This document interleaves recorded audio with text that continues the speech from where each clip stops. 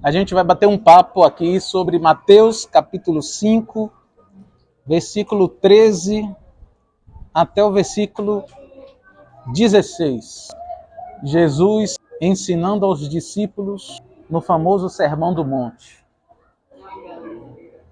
Vocês são o sal da terra.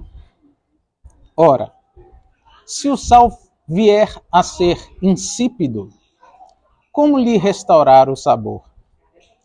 Para nada mais presta, senão para, lançado fora, ser pisado pelos homens. Vocês são a luz do mundo. Não se pode esconder uma cidade situada no alto de um monte. Não se acende uma lamparina para colocá-la debaixo de um cesto, mas num lugar adequado para onde ilumina bem todos os que estão na casa.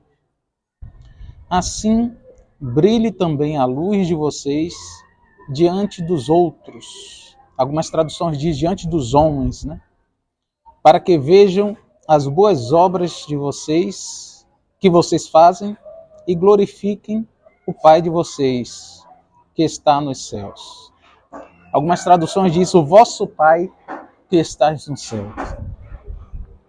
Irmãos, a gente vai conversar um pouquinho, como eu disse, sobre esse texto aqui, para a gente tentar entender o que Jesus queria dizer com essas palavras. Eu tenho meditado esses dias nesse texto aqui e tenho feito esse exercício. E a gente, para tentar entender as palavras de Jesus, a gente não pode partir simplesmente da nossa cabeça, né? Já começa por aí. A gente tem que tentar entender Jesus a partir da cabeça de Jesus. Então, a gente tem que tentar fazer um exercício de interpretação de texto a partir do mundo de Jesus, a partir do contexto de vida de Jesus. Jesus era judeu, Jesus ele era conhecedor do Antigo Testamento. Então eu fui tentar entender um pouco dessa realidade para ver o que Jesus queria dizer. E tentando buscar significado a isso que Jesus estava falando, pude ver que no Antigo Testamento, por exemplo, fala de sal de várias formas. A gente vê que sal é mencionado, por exemplo, em vários usos descritos na lei. Sal é colocado como uso cerimonial. Sal era um artigo indispensável nas ofertas. Sal era um elemento que era rigorosamente discriminado, como que sem ele não se poderia ser feito determinados sacrifícios. Mas sal também não era só usado para isso. Sal era utilizado, por exemplo, como um uso de purificação. Os bebês que eram nascidos, era costume dos judeus passar sal nos bebês para limpá-los. No contexto cultural dos judeus, o sal também era utilizado de forma medicinal. Por exemplo, o Mar Morto, todo mundo sabe aqui que ele é tido como Mar Morto justamente por sua salinidade ser altíssima. Então, o pessoal mergulha no Mar Morto, embora ele não se possa mergulhar do ponto de vista de ficar muito tempo submerso, né? Mas as pessoas tomam banho ali e usam um pouco daquela areia relameada para passar na pele, porque tem algum tipo de benefício para a sua pele. Mas talvez esses conhecimentos do sal, utilizado ali culturalmente e apresentado na Escritura, não tivesse tanto sentido no que Jesus estava falando. Então, o que Jesus realmente queria dizer? talvez a melhor pista do que Jesus estava querendo dizer está diretamente no texto mesmo. Porque Jesus diz assim: se o sal vier a ser insípido, ou seja, se o sal perder o sabor. Então Jesus não estava fazendo referência a nenhum uso cerimonial. Jesus estava falando de algo mesmo do ponto de vista do uso culinário. Do que o sal era utilizado propriamente dito no dia a dia, que era para uso na comida. Então, a função do sal no dia a dia era para ser utilizado na comida.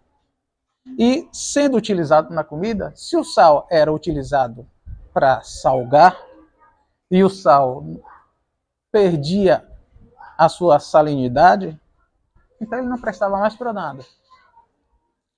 Então, a não ser para ser lançado fora e pisado pelos homens. E aqui é bem interessante porque tem um contexto até nisso, porque em Jerusalém, quando acontecia de ter muito frio, e o frio chegava ao ponto de, não acontecia isso muitas vezes, mas chegava ao ponto de ser tão frio que o piso, principalmente perto do templo, ficava com aquela camadinha de gelo. Eles pegavam, né, principalmente o pessoal religioso, eles pegavam o sal que perdia a salinidade, que eram separados, né, como se fosse um monturo de sal sem salinidade, e utilizava justamente para degelar essas regiões. Aí as pessoas pisavam em cima para não escorregar. Então, é nesse sentido que Jesus está falando que só servia para isso, porque aquele uso que era do dia a dia não tinha mais utilidade. E observe que o motivo principal do uso se havia perdido. Mas aplicando para nós, o que é que isso tem a ver? O que é que Jesus estava querendo dizer?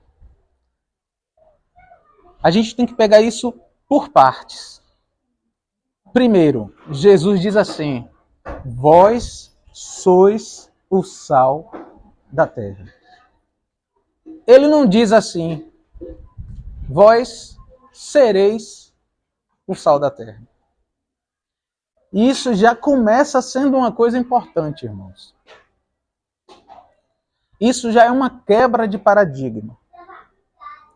Porque muita gente fica esperando um desempenho para se considerar ser aquilo que ele acredita que Deus espera dele. Falando de outra forma, tem pessoas que sabem o que Deus espera dele. Sabe o padrão de Deus para a vida dele. Mas ele nunca se considera um filho de Deus, nunca tem a convicção em Deus de que ele está aprovado por Deus, nunca tem em Deus paz e descanso, porque ele sempre fica na noia de que ele sempre tem que fazer algo mais para alcançar a aprovação de Deus. Então, para ele, sempre eu serei o sal da terra. E com isso, eu não quero dizer que nenhum de nós precisamos fazer algo a mais. Todo dia precisamos fazer algo a mais. E Jesus sabia que os discípulos precisariam fazer sempre algo a mais. Lembremos que Jesus aqui está no início do ministério. Jesus ainda está começando a formar os discípulos. E Jesus chega e diz: Vós sois. Jesus não tem problema nenhum em afirmar que eles já eram o sal da terra. Jesus não tem problema. Sabe por quê? Porque Jesus não estava vendo eles a partir das debilidades. Jesus estava vendo eles a partir das potencialidades. Deixa eu dar um exemplo para vocês de como isso mais ou menos funciona e às vezes a gente não percebe. Vou dar um exemplo de uma árvore. A gente olha um pé de mangueira. Quando a gente olha um pé de mangueira, a gente vê uma árvore frondosa, a gente vê uma árvore cheia de frutos e a gente se delicia, inclusive, com aqueles frutos. A gente fica debaixo daquela sombra e a gente coloca um balancinho às vezes, a gente aproveita de tudo aquilo. Mas a gente poucas vezes percebe que aquela árvore saiu de um caroço, que é a semente. Quem parou para pensar nisso aqui? Pouco de nós paramos para pensar nisso. Não é verdade? Pouco de nós paramos para pensar que aquela árvore saiu de uma semente. Quem olha para um caroço de manga, uma semente, imagina uma árvore? Normalmente não imagina. Deixa eu perguntar uma coisa para você. Quanto tempo demora para um caroço se tornar uma árvore? 30 anos? 20? 50? Vamos dizer que seja 10 anos. Vamos dizer que seja 10. Um exemplo, eu não sei, eu não sou agricultor, não sei quanto tempo seja, mas vamos dizer que seja 10 anos. Do tempo que planta para os 10 anos, é assim que acontece? O caroço de 0 para 1 ano, de repente, com 1 ano, aí do nada aparece um galho e aparece assim e pá, gruda no caroço. Aí com 2 anos vem um tronco, tronco de 2 anos e encaixa. Aí com 3 anos, vamos dizer que seja com 3 anos que começa a frutificar. Aí do nada aparecem os frutos. Pá, começa a encaixar os frutos. Tá, pá. É assim que acontece? Não. Tudo acontece a partir daquela semente. Da semente vai saindo, os galinhos, brota e vai, tal, e sai, e vai, e vai. Tudo está, toda aquela árvore um dia esteve naquela semente. O que é que eu quero dizer com isso? Irmãos, todos nós podemos olhar para o que a gente é hoje e não ver aquilo que Deus espera de nós. Mas Deus, quando olha para nós, e Deus, quando olhou para nós no dia que nós nos convertemos, Ele já olhou para nós como sal da terra. Ele já olhou como aquela semente. E Deus, quando olhou para aquela semente, Ele já viu como aquela árvore, cheia de frutos. Ele, quando olhou para nós, usando a linguagem bíblica, Ele olhou para nós, o pequeno Cristo que estava nascendo, e viu Cristo formado perfeito. Então, Deus em Cristo não tinha problema nenhum em dizer que nós éramos o sal da terra. A questão e a diferença é que os estágios são outros. O estágio de sal é que o sal ali estava em 1 grau de salinidade. e ele pode ser mais salínico. Assim como ele pode deixar de ser salínico e perder a salinidade a ponto de perder a sua função e aí ser pisado pelos homens. Então a ideia é que a gente cumpra o nosso papel como sal. E aí está a questão. Qual é a função do sal? A função do sal na culinária é salgar. Então, a única função que Jesus quer que a gente tenha é a que a gente foi destinado para ser. Como sal. Ele não tem várias funções para nós. Na comida, ele só tem essa função. Tem um detalhe bem interessante, na culinária especificamente. O sal, ele tem a função de salgar, e o salgar, ele realça o sabor, né? De duas formas. Dando esse toque salínico e abrindo quem é de biologia vai saber melhor do que eu. Abrindo as papilas gustativas para aumentar a sensação de sabor dos outros alimentos. Ou seja, quanto mais a comida é temperada pelo sal, mais a pessoa consegue sentir o sabor das coisas. Então, quanto mais o sal cumpre sua função no alimento, mais a pessoa consegue sentir o sabor dos alimentos. Isso diz muito daquilo que é o nosso papel. Se a gente cumpre nossa função aqui nessa terra, como filhos de Deus, mais a gente vai poder ter a certeza de que as pessoas que estão ao nosso redor vão experimentar daquilo que Deus tem para elas.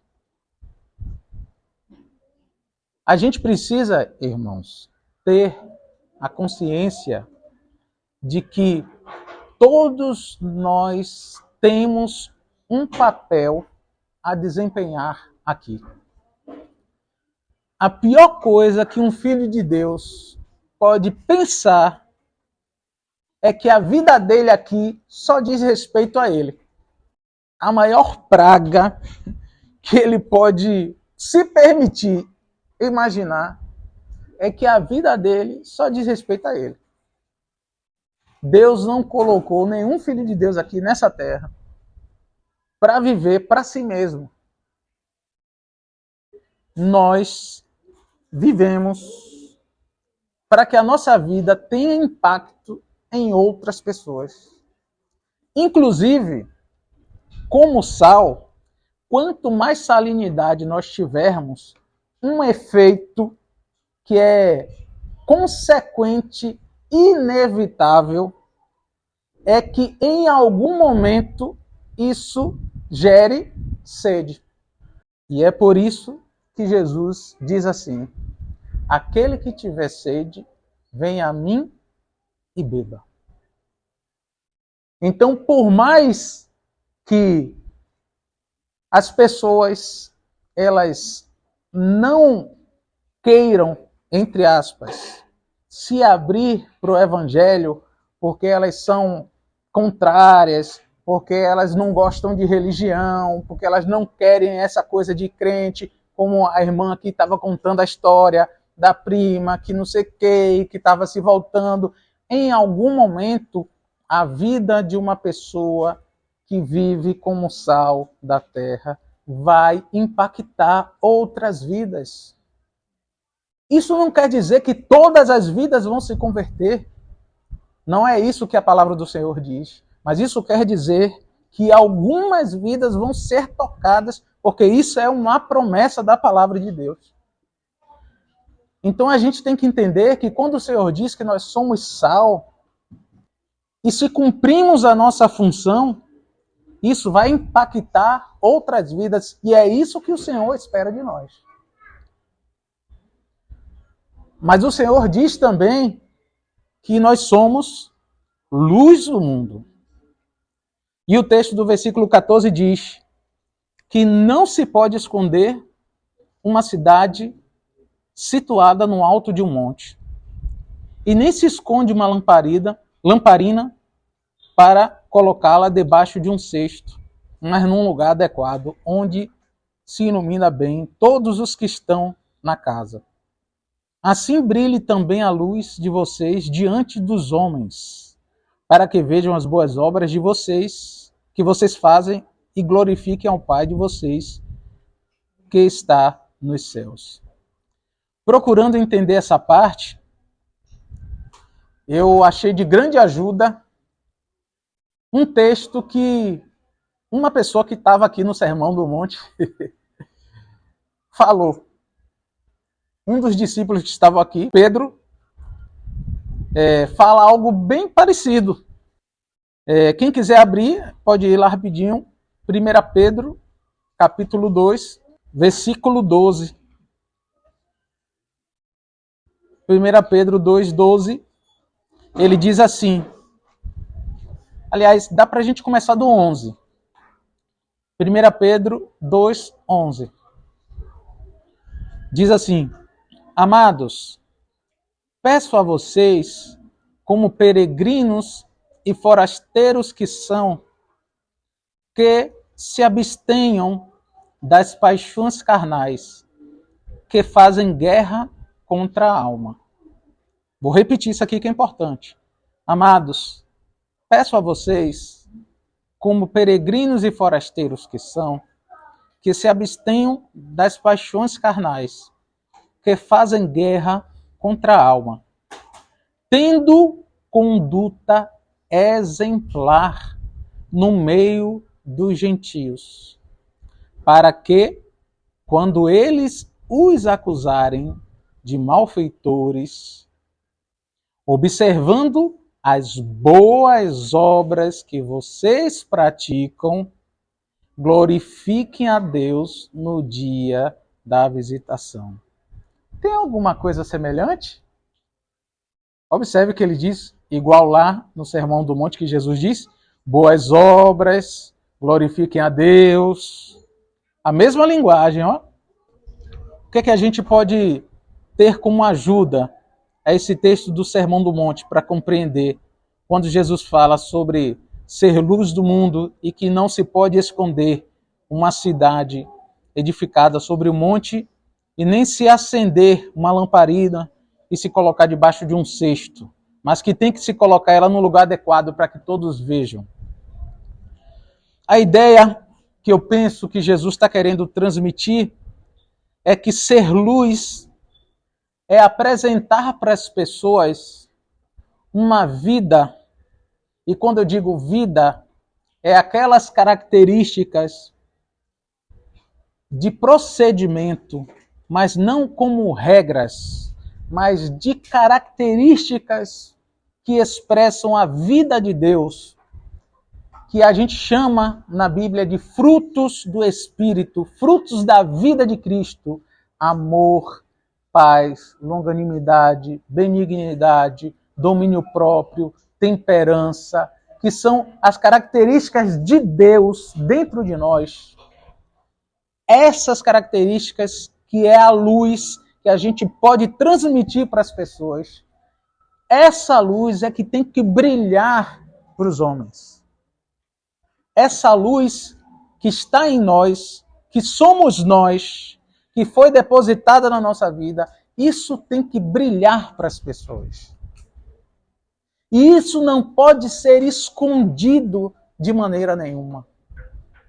Isso tem que ser colocado em cima do monte e não debaixo de nenhum lugar, de nenhum tipo de como o texto diz, nenhum tipo de cesto. Que cesto deveria ser esse? Que cesto é esse que ele está mencionando? Os cestos são justamente, simbolicamente falando, essas práticas que são práticas pecaminosas, que são aquelas que batalham contra a nossa alma. Porque toda vez que a gente peca, toda vez que a gente deixa a carne se manifestar, a carne oculta justamente a luz que deveria estar se manifestando e sendo visível para outras pessoas.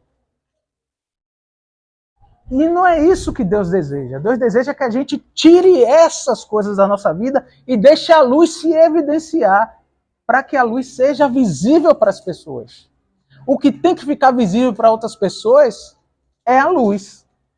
E não a gente esconder a luz que está em nós, que já foi depositada em nós, com as práticas pecaminosas que às vezes a gente permite encobrir a luz que está em nós.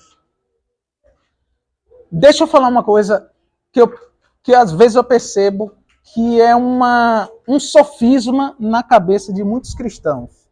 Talvez seja de algum de vocês. Às vezes eu percebo que alguns têm uma ideia equivocada acerca da vida depois de Cristo. Tem gente que se sente como se não tivesse luz. E está buscando uma luz. E aí fica lutando contra a carne, porque é como se tivesse uma luz fora, e aí luta contra a carne porque a carne não está deixando alcançar a luz para colocar nela. E não é assim. Na verdade, ela já tem a luz. Ela é a luz. E a luta contra a carne, na verdade, é para não deixar que a luz ofusque essa luz que deve brilhar cada vez mais. Então, amados, se na sua vida você percebe que as obras da carne está colocando um cesto na sua lamparina, então é hora de você tirar. Porque você foi chamado para colocar a luz que é em você, essas obras do Espírito, esse fruto do Espírito, a bondade, a longanimidade, o domínio próprio, a temperança, aquilo de Deus que tem em você, isso tem que ser exposto. E não tem desculpa para isso, porque você foi chamado para mostrar isso para todo mundo. A sua luta não é na defesa. Pelo contrário, a melhor defesa é o ataque. Você tem que atacar. Parece que o tempo todo você está se defendendo para não ir para o inferno. Quando na verdade você deveria estar atacando, mostrando, lutando para apresentar virtudes. Para que o mundo vesse Jesus em você. E aí, meu irmão, o pecado vai passar longe. Percebeu a diferença? Vou repetir de novo. Parece que sua luta está no sentido contrário. Parece que sua luta o tempo todo está assim, ó, que você está sendo encurralado. Sua luta está para você não ir para o inferno. Quando, na verdade, sua luta tinha que ser avançando em você e apresentando virtudes. Você tem que estar indo conquistando, apresentando Deus ao mundo. E o pecado vai se afastando cada vez mais. Então está na hora de mudar a mentalidade. Esqueça o inferno. Avance para apresentar Deus. Sua vida é em direção a apresentar Deus para o mundo. Deus conta com você. E aí as pessoas vão ver suas boas obras. E Deus vai ser glorificado, como diz um texto. Como é que isso se concretiza na prática? E vou encerrar por aqui. A gente pode apresentar muitas coisas, mas eu penso que algumas poucas coisas já vão te ajudar muito. Primeiro, não transforme sua vida numa religião. que é que eu quero dizer com isso? Irmãos, nós temos a mania de transformar tudo que passa pela nossa mão em religião. Eu estava comentando com os irmãos ali embaixo. Tem alguns irmãos que estão fazendo um plano de leitura bíblica, de ler a Bíblia em um ano. Aí todo dia lê alguns versículos. Aí ao invés de a gente ter a oportunidade de estar... Ao invés de a gente usufruir da oportunidade de todos os dias estar ouvindo Deus, alguns minutos por dia, a gente está lendo a Bíblia alguns minutos ao dia. Percebe a diferença?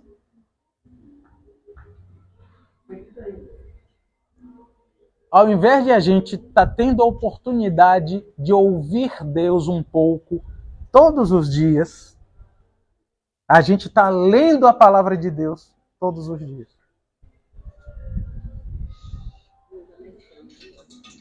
Ao invés de a gente ter a oportunidade, por exemplo, de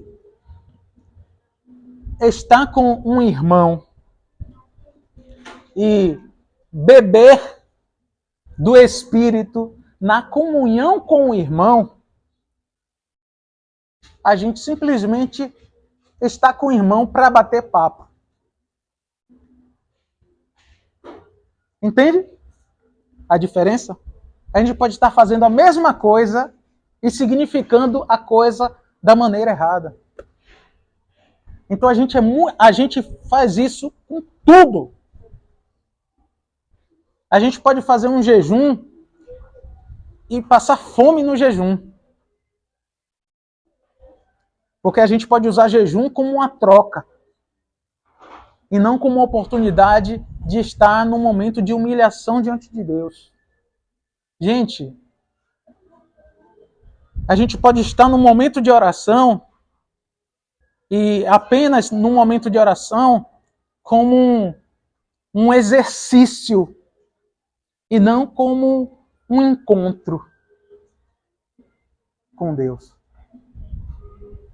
Então, se a gente começar a significar da forma certa, já é um primeiro passo para a gente começar a ter uma diferença para desfrutar dessa mudada de chave da nossa mente em relação a isso que Jesus está falando de ser sal, de ser luz. E segunda coisa, eu penso que a gente pode gastar mais tempo efetivamente, irmãos, e aqui é um passo mais prático, em fazer todas essas coisas. Porque uma coisa é a gente significá-la, mas isso só ficar como um entendimento. Outra coisa é a gente fazer com esse entendimento. Porque a gente usufrui muito pouco do que Deus nos fornece. A gente está muito em contato com as coisas do mundo e pouco em contato com Deus e com o que Ele nos oferece. E eu vi uma frase que um irmão, ele colocou, e eu achei bem interessante. Ele disse assim: Deus criou o Facebook. Deus permitiu criar o Facebook só para, no último dia, não vou citar exatamente como a frase foi, porque eu não lembro exatamente como foi, mas foi mais ou menos assim. Deus permitiu criar o Facebook só para, no último dia, sabermos quantas pessoas desprezaram a oração por causa dele. Mais ou menos assim. E tem certo sentido. A gente se concentra em tantas coisas e despreza tanto o que é prioridade. E as coisas que estão ao nosso redor, não é que a gente não possa utilizá-la, mas a gente despreza tantas coisas que estão ao nosso alcance, principalmente a comunhão entre os irmãos, que é uma fonte indispensável de recurso de Deus. E eu acho que esse ano de 2024 é algo que a gente pode fazer muito, já que a tendência que se apresenta é que seja um ano muito difícil. Então que a gente possa aproveitá-lo priorizando essas coisas.